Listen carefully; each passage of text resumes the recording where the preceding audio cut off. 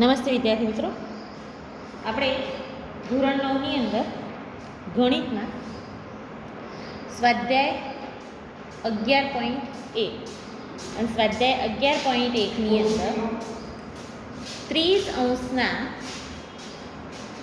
ખૂણાની રચના કરવી. 30° ખૂણાની રચના કરવી. આપણે 30° ખૂણાની રચના કરવી છે તો આપણે પહેલાં એ વિચારવાનું કે 60° ખૂણાની રચના તો આપણે શીખી ગયા, બરાબર. આ 60° ખૂણો છે તો 60/2 કરીએ તો કેટલા આવે? 30 આવે. તો 30° ખૂણાની એટલે આપણે 60° ખૂણાની રચના કરીએ અને પછી એનું દ્વિભાજક, એ ખૂણાનું દ્વિભાજક દોરીશું તો આપણને 30° ખૂણો પ્રાપ્ત થઈ જાય. તો આપણે અહીંયા એક કિરણ દોરીએ.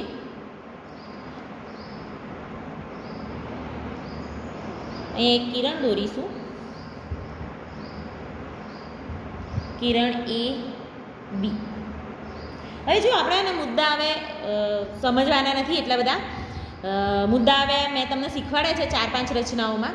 એટલે હવે તમને તમારી જાતે આવડવું જોઈએ. હું બોલી જઈશ કે કિરણ A B ની રચના કરવી અથવા તો દોરો, બરાબર.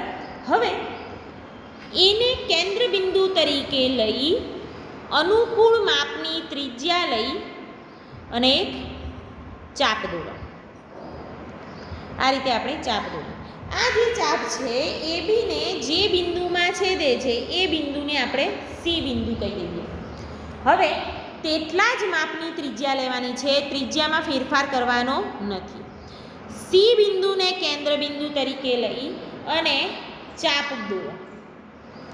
આ જે ચાપ છે, ચાપના છેદ બિંદુ, જે છેદ બિંદુ છે એ છેદ બિંદુને આપણે D બિંદુ કહી દઈશું. હવે શું કરવાનું છે? AD શું કરીશું આપણે? AD કિરણ દોરો. આ રીતે. તો અહીંયા ખૂણો DAC અથવા તો ખૂણો DAB એ શું થઈ જશે? 60° ખૂણો થશે. હવે શું કરવાનું? 60° ખૂણો આપણને મળે 60/2 એટલે 30 થાય. તો આપણે 30° ખૂણાની રચના કરવી છે. એટલે આપણે શું કરીશું? ખૂણા DAB નો દ્વિભાજક દોરો. ખૂણા DAB નો દ્વિભાજક દોરો. અને ખબર છે આપણને દ્વિભાજક કેવી રીતે? AD જેટલું માપ લેવાનું છે, AD થી અડધાથી થોડું વધારે માપ લઈ અને એ C ને કેન્દ્ર બિંદુ તરીકે લઈ ચાપ દોરો. ત્યારબાદ D ને કેન્દ્ર બિંદુ તરીકે લઈ ચાપ દોરો. આ ચાપ જે બિંદુએ છેદે છે એ બિંદુને આપણે E બિંદુ કહી દઈએ. અને હવે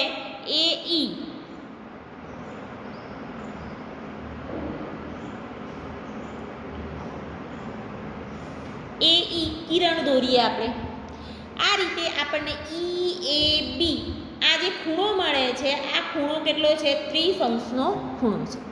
તો આ રીતે આપણે 30° ખૂણાની રચના કરી શકીએ છીએ.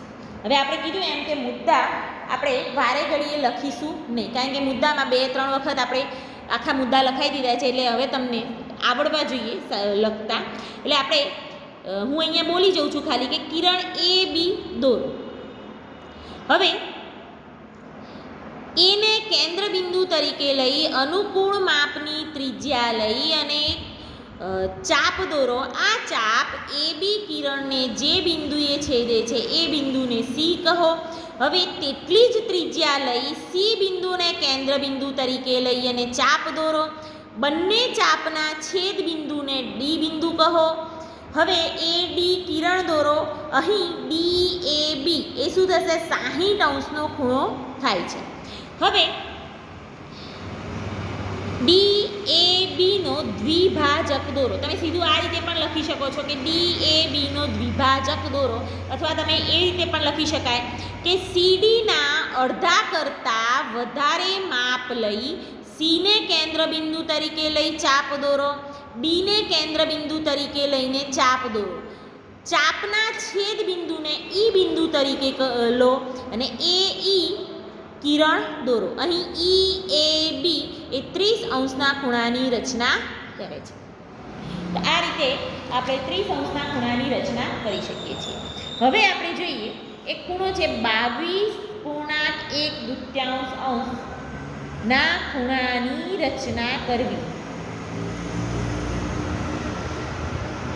22.1. હવે જો 22.1 આ સમજવા માટે પહેલાં તો પૂર્ણાંક છે તો અપૂર્ણાંકમાં ફેરવી દઈશું. 22 × 44, 44 ને 45. આ તો તમને આવડતું હશે.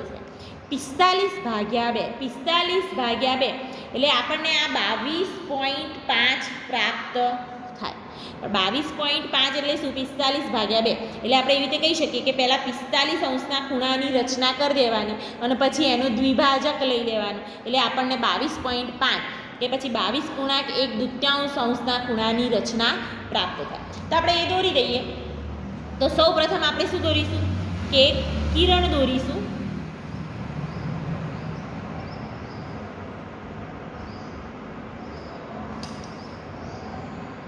આ રીતે કિરણ એ બી દોરવામાં આવે છે.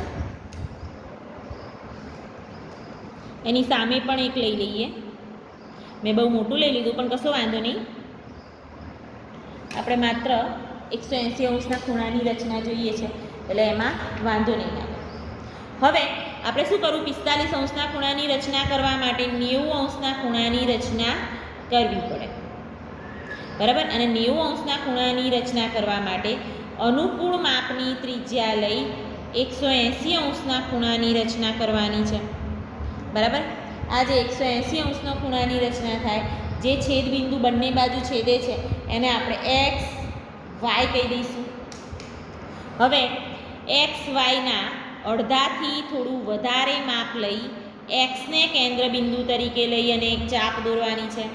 ત્યારબાદ વાયને કેન્દ્રબિંદુ તરીકે લઈને બીજી ચાપ દોરવાની છે. આ ચાપ જે બિંદુએ છેદે છે એ બિંદુને આપણે સી બિંદુ કહી દઈએ. હવે એ સી કિરણની રચના કરવાની છે. અહીં આપણને સી એ બી જે આ ખૂણો છે એ કેવો છે? 90 ખૂણો છે. તો આ 90 ખૂણાનો દ્વિભાજક દોરો. તો આપણને દ્વિભાજક દોરવાનો છે. દ્વિભાજક એટલે કે આ જે ચાપ છે, આ ખૂણો છે આટલો, એના અડધાથી વધારે માપ લેવાનું છે અને વાય બિંદુને કેન્દ્રબિંદુ તરીકે લઈને ચાપ દોરવાનું. ત્યારબાદ ચાપનું જે છેદબિંદુ એને કેન્દ્રબિંદુ તરીકે લઈને ચાપ દોરવાનું છે. અહીંયા જે ચાપનું છેદબિંદુ છે આ છેદબિંદુને ડી બિંદુ કહીએ અને એ ડી કિરણની રચના કરવામાં આવે છે. આ રીતે અહીંયા આપણને જે આ ખૂણો પ્રાપ્ત થાય છે, આખો 90 છે, દ્વિભાજક છે, એટલે આ ખૂણો પ્રાપ્ત થાય એ ખૂણો કેટલો હશે? 45 ખૂણો હશે. હવે આપણે શું જોઈએ છે? 22.5 એટલે કે 45/2. એટલે આપણે આ જે 45 ખૂણો છે ને એનો પણ દ્વિભાજક જોઈએ છે. તો એનો પણ આપણે દ્વિભાજક દોરીશું. એટલે આપણે અડધાથી થોડું વધારે માપ લઈ લઈએ.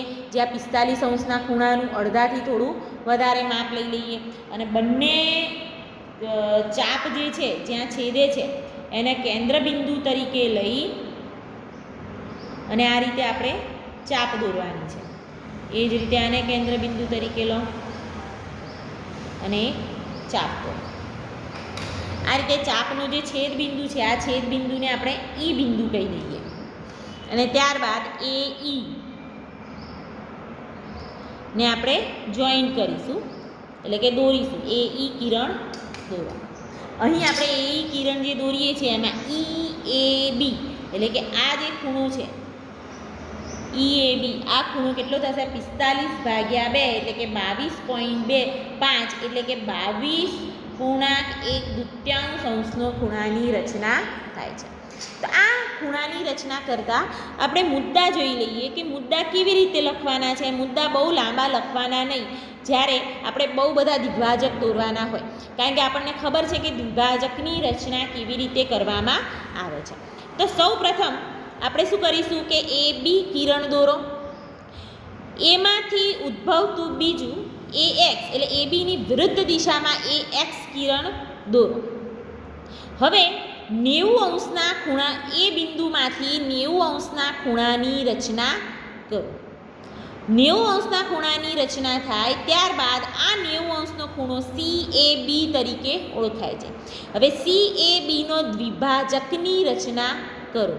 ખૂણો DAB દ્વિભાજકની રચના કરતાં ખૂણો DAB બરાબર 45 અંશના ખૂણાની રચના થાય છે. હવે આ 45 અંશના ખૂણાનો પણ દ્વિભાજક દોરો. દ્વિભાજક દોરતા ખૂણા EABની રચના થાય છે, જે 22.1 અંશના ખૂણાની રચના છે. તો આ રીતે આપણે મુદ્દાઓ લખી શકાય છે. બરાબર, આ રીતે તમે મુદ્દાઓ લખશો તો એ પણ સાચા જ હોય છે. તો આ રીતે આપણે 30 અંશના ખૂણાની રચના અને 22.1 અંશના ખૂણાની રચના આજે આપણે જોઈ છે.